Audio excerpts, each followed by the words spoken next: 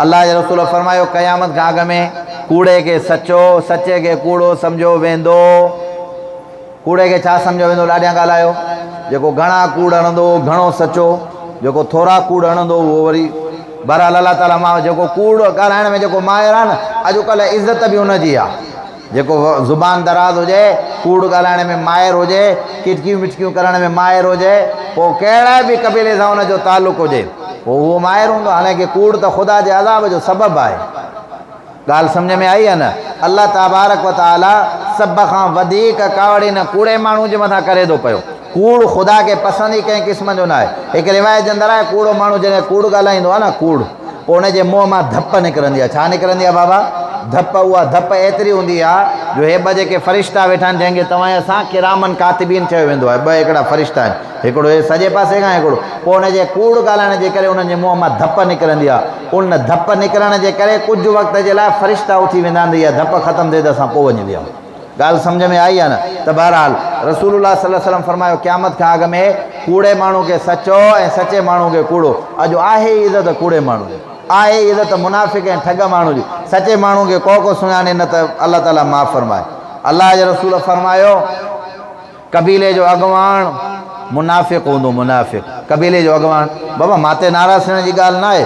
मां अल्लाह जे रसूल जी हदीस हू पैगम्बर सल्लल्लाहु अलैहि वसल्लम जा अक़वाल, पैगम्बर सल्लल्लाहु अलैहि वसल्लम जी हदीस ॿुधायां थो। क़ौमुनि जा अॻवान मुनाफ़िक़ माण्हू थींदा आहिनि। क़ुर मुंहिंजे आॾो पियो आहे, इहे वेड़ाइण में, माण्हुनि खे मारण में इहे अॻवाननि जा हथ आहिनि। हे कबीलनि जा कबीला, घरनि जा घर, माण्हुनि जा जेके तबाह थी विया, संड अबोज वीचारा जेके ग़रीब मिसकीन आहिनि, उन्हनि खे त का ख़बर ई न आहे। इहे हिननि जा अॻवान जेके आहिनि, इन्हनि खे वेड़ाए करे चट कयो आहे, तबाह कयो आहे। हेॾां हिकिड़ो माण्हू वेंदो, उनखे मशवरो इहो ॾींदा त हे फ़लाणो कमु करिणो आहे। वरी उन कबीले जो ॿियो माण्हू उन वटि वेंदो त हाणे तूं हीअं कजांइ, हे तुंहिंजे नाले हीअं पियो चए। ईअं करे हिननि झुगा माण्हुनि जा तबाह करे छॾिया। ॻाल्हि सम्झ में आई न? अल्लाह जे रसूल फरमायो त क़यामत खां अॻु में हर कबीले जो अॻवान मुनाफ़िक़ माण्हू हूंदो। ऐं रसूलुल्लाह सल्लल्लाहु अलैहि वसल्लम फरमायो क़यामत खां अॻु में मर्द सां पंहिंजी शहवत पूरी कंदो, औरत सां पंहिंजी शहवत पूरी कंदी। मर्द सां छा कंदो बाबा? ॾाढा ॻाल्हायो। शहवत पूरी कंदो। अल्लाह ताला माफ़ फरमाए, अल्लाह ताला माफ़ फरमाए। ऐं औरत सां शहवत पूरी कंदी। बिल्कुलु आहे, मर्द सां पंहिंजी शहवत पूरी थो करे। ऐं जिते औरतूं घणियूं आहिनि, उहे औरतुनि सां गॾिजी करे पंहिंजी शहवत, क़ुर मुंहिंजे आॾो पियो, इहा हक़ीक़त आहे, ख़ुदा जो कसम आहे।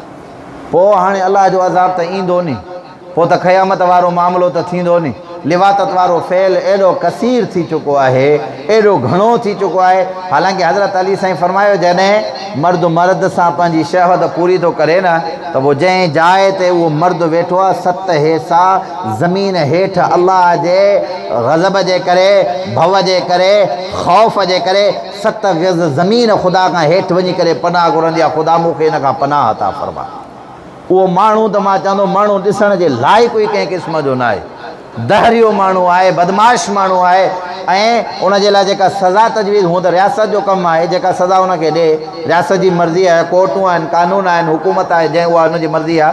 पर फ़क़ीह हज़रात इमाम आज़म अबू हनीफ़ा रहमतुल्लाह अलैह खां पुछा कई वई त हे इमाम आज़म अबू हनीफ़ा रहमतुल्लाह अलैह, जेको माण्हू इन फ़ेल में मुब्तला हुजे, माना मर्द सां जेकॾहिं पंहिंजी शहवत पूरी करे न, उनजे लाइ सज़ा छा आहे?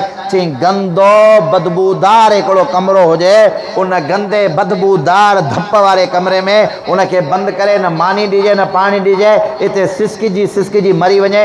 इन खां वधीक जेकॾहिं मुंहिंजे ज़हन में सज़ा हुजे त उहा मां हिन जे लाइ मुक़ररु। अॼु फ़ेल आम आहे, हर माण्हू हिन फ़ेल जे अंदरि मुब्तला आहे। फ़िलाणो आहे, टीरो आहे, मटीरो आहे। उहो मर्द सां जॾहिं वेठो बि आहे, हुनखे कहिड़ी ख़बर आहे त मर्द सां पंहिंजी शहवत पूरी, फ़िलाणो कमु आहे, साईं वञूं था पिया। हूअं त लिक हूंदो आहे न, मर्द खे औरत सां माण्हू ॾिसंदो, अरे भाउ ख़ैर त आहे, पर ही माई सां ॻाल्हाईंदो, मिसाल जी ॻाल्हि आहे, लिको आहे। पर हे जिन्स हिकिड़ी आहे, इन हिकिड़ी जिन्स हुजण जे करे उन मां नाजाइज़, ऐं इहो सभ खां वॾे में वॾो अमल ऐं ख़तरनाक आहे। ख़ुदारा इन मामले खां पंहिंजी औलाद, इहे सभु मामला छो था थियनि? छाजे करे इहे शयूं आम छो थियूं थियनि? अल्लाह जे रसूल जे हुकुम जे मथां अमल न करण जो नतीजो आहे।